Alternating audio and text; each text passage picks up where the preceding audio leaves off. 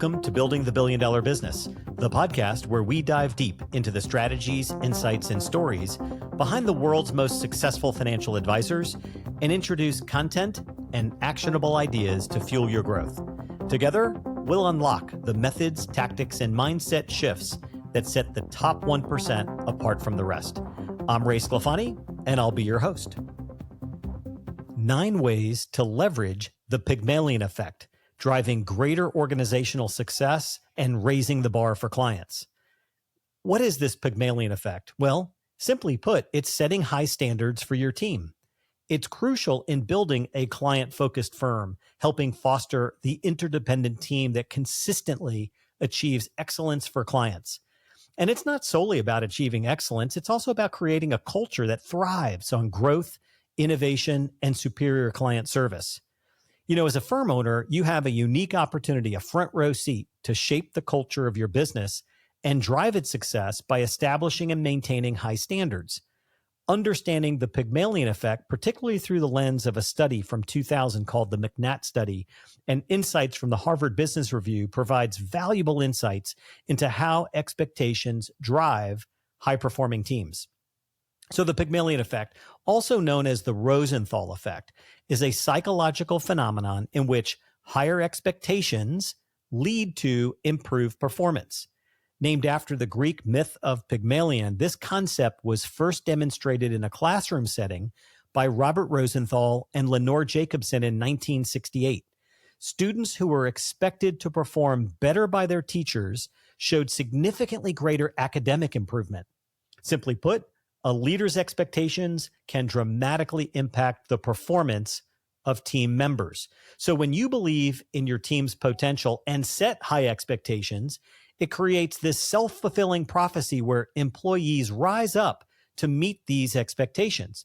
In fact, in a seminal article called Pygmalion in Management by J. Sterling Livingston, which was published in the Harvard Business Review, first in 1969, it delves deeper into this effect, explaining how managerial expectations shape employee performance.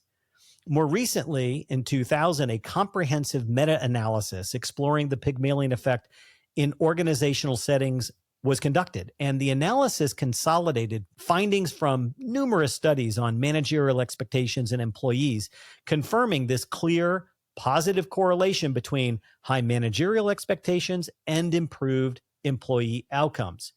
So as we coach high-performing financial advisory teams, I start thinking about what are the benefits of setting high standards. So I asked a number of advisors who are leading billion-dollar firms, hey, how does this Pygmalion Effect impact and transform and strengthen your advisory business?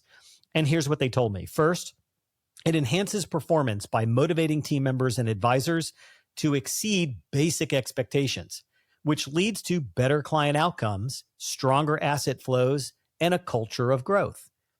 Another advisor said to me, by setting high standards of excellence, it increases client satisfaction when advisors go above and beyond in delivering not only top-notch service, but top-notch advice that fosters greater trust and loyalty.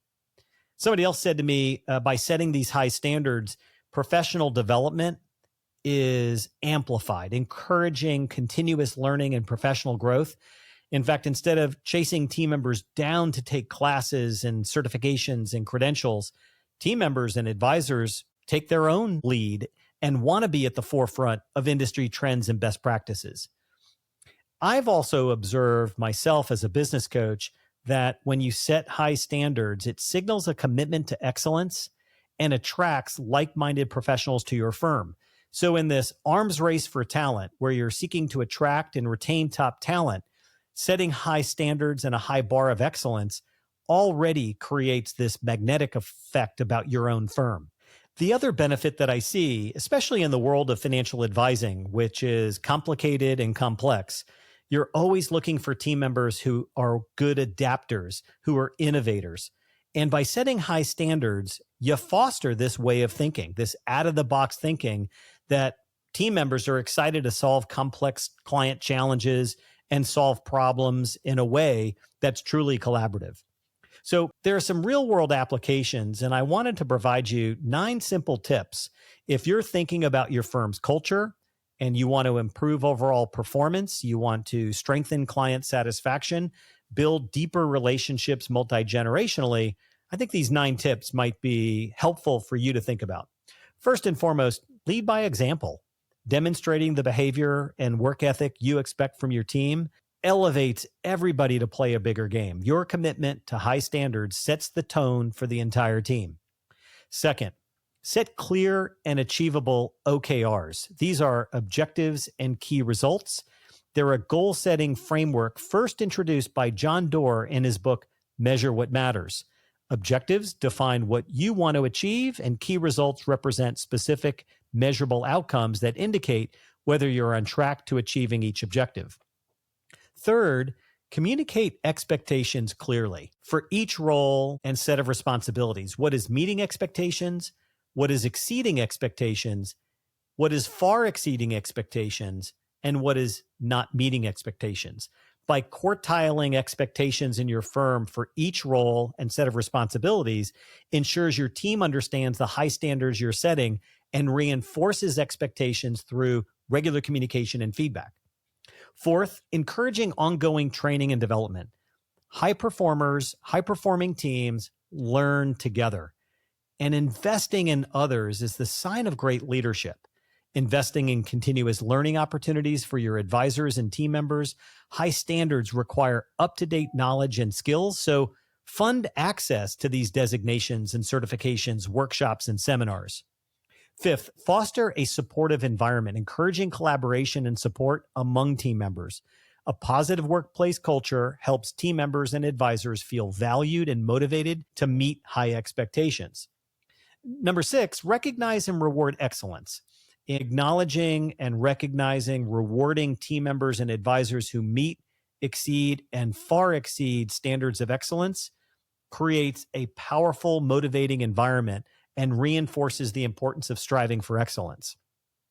Number 7, use constructive feedback. Regular constructive feedback helps every team member improve. It also creates a culture where that's expected.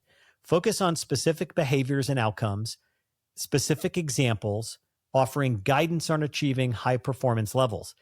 Oftentimes, you'll notice high performers have a high sense of self-awareness and will already know about what they need to shift and change and improve. By the way, check out, there's a tool on the ClientWise Exchange called Giving Feedback and Advice from a Collaborative Perspective. If you're a financial advisor listening to this podcast, there is a complimentary membership waiting for you at the ClientWise Exchange. Check out exchange.clientwise.com.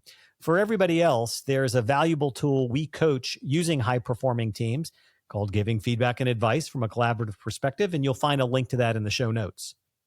Number 8, encourage innovation and risk-taking. High standards often require innovative approaches and a willingness to take calculated risks. Encourage team members to think creatively and explore new ideas.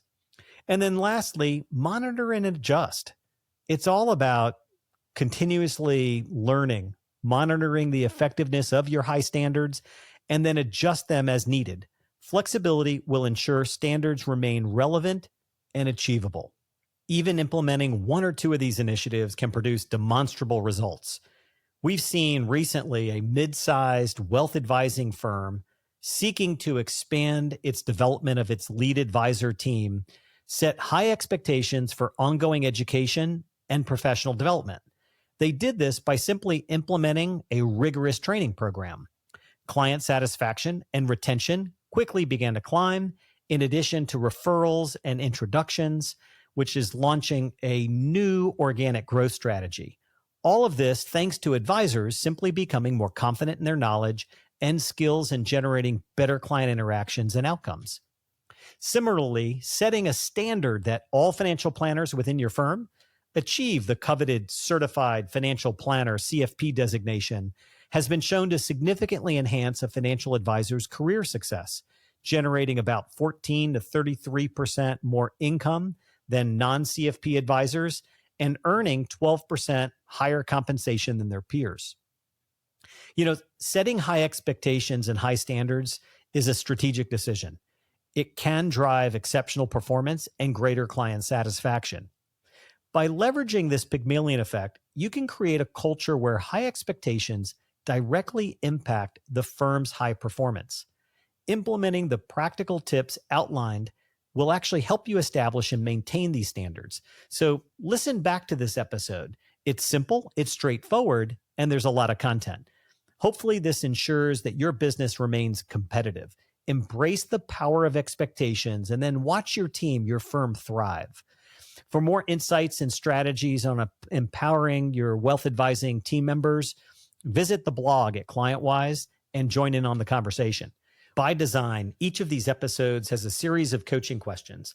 And my hope is that you and your leadership team take 12 to 15 minutes out on a weekly basis and listen to the episode, and then maybe begin to answer a couple of these questions. Pick out one or two of these coaching questions and decide as a group how you can improve your firm.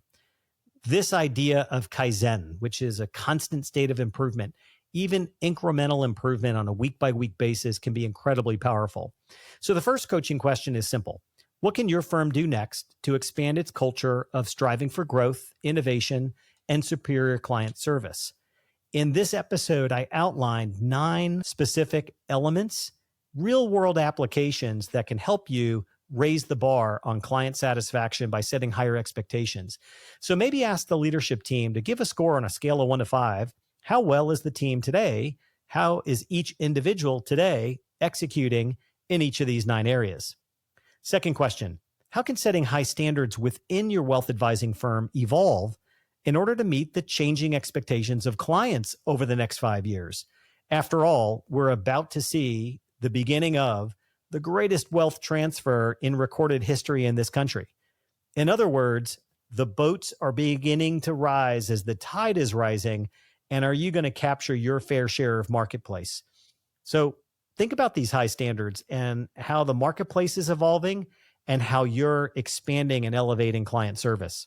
Third, how can you further develop and refine the use of OKRs, these objectives and key results, to continuously drive innovation and excellence within the team? Number 4, how do you envision the Pygmalion effect influencing your firm's culture and performance as the financial landscape evolves? A simple question. I'd be very curious to ask your team how they would describe what a high-performing team looks like and whether they're meeting or exceeding or far exceeding their own definition of high performance. Number 5, what strategies can be implemented to ensure that your firm's supportive and collaborative environment grows stronger, fostering even greater interdependence among team members for sustained client success? Well, thanks for tuning in, and that's a wrap. Until next time, this is Ray Sclafani. Keep building, growing, and striving for greatness. Together, we'll redefine what's possible in the world of wealth management. Be sure to check back for our latest episode and article.